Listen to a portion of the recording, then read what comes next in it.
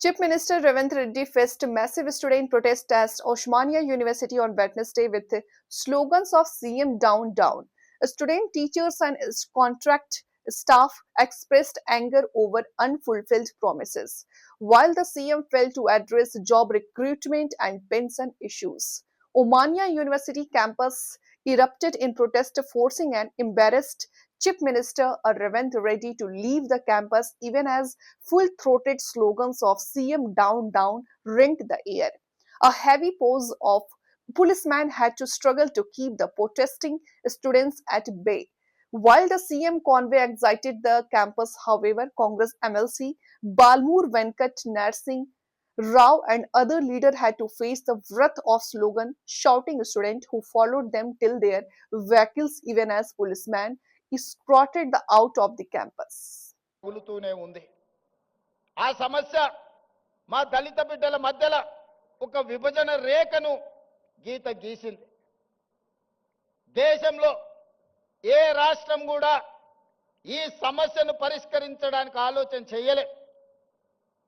రెండు వర్గాలుగా విడిపోయిన మా దళిత బిడ్డల్ని ఒక్క దగ్గర కూర్చోబెట్టాలంటే ఈ సమస్యకు శాశ్వత పరిష్కారం ఉండాలి అని మాదిగ ఉపకులాల వర్గీకరణ సమస్యను పరిష్కరించి ఈనాడు శాశ్వతంగా సమస్యకు ఒక పరిష్కారాన్ని చూపించి మా దళిత సోదరులందరూ ఒక్క దగ్గర కూర్చునే విధంగా ఎవరు ఎంతున్నారో వాళ్ళకంత ఇవ్వాలి అన్న ఆలోచన చేసి మొట్టమొదటి రాష్ట్రం తెలంగాణ రాష్ట్రం ఇయాల వర్గీకరణ సమస్యను పరిష్కరించింది. ఇది సామాజిక సమస్యను మా ప్రభుత్వం పరిష్కరించింది. ఆనాడు తెల్ల దొరలు ఉన్నప్పుడు జనగణనలో కులగణన జరిగింది.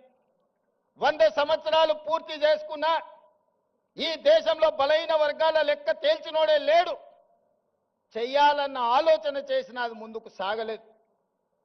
100 ఏళ్ల సమస్యను మేము ఆలోచన చేసి socio economic education employment political and caste survey పకడ్బందీగా చేసి 4 కోట్ల తెలంగాణ ప్రజలలో ఎవరు ఎంత మంది ఉన్నారో పక్కాగా లెక్క గట్టి 100 ఏళ్ల సమస్యకు జనగణనలో కులగణన సమస్యను పరిష్కరించినాం.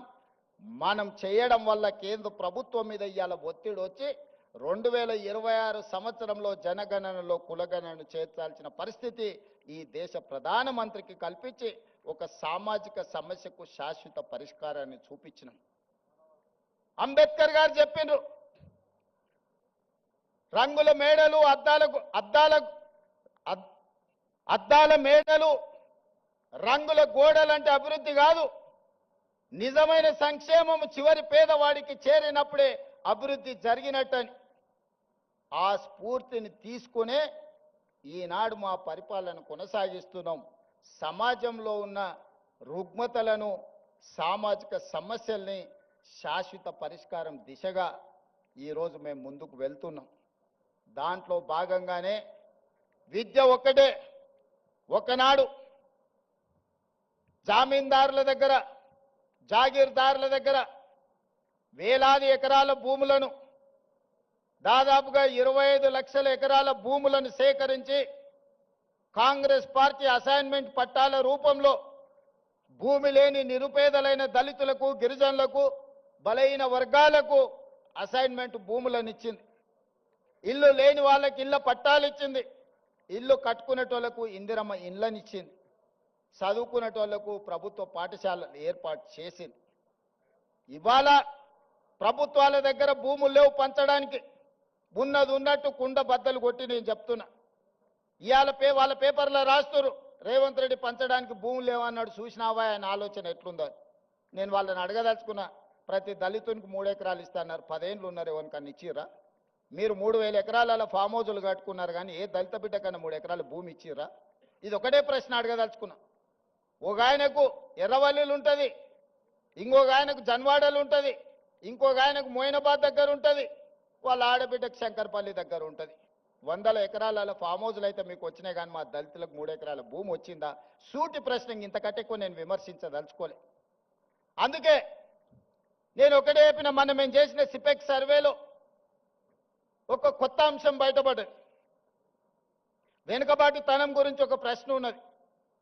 వెనుకబాటుతనంలో మాకు వచ్చిన ఫీడ్బ్యాక్ ఏంటంటే భూములు ఉన్న వాళ్ళు కూడా వెనుకబాటుతనంతో ఉన్నారు. 20 ఎకరాలు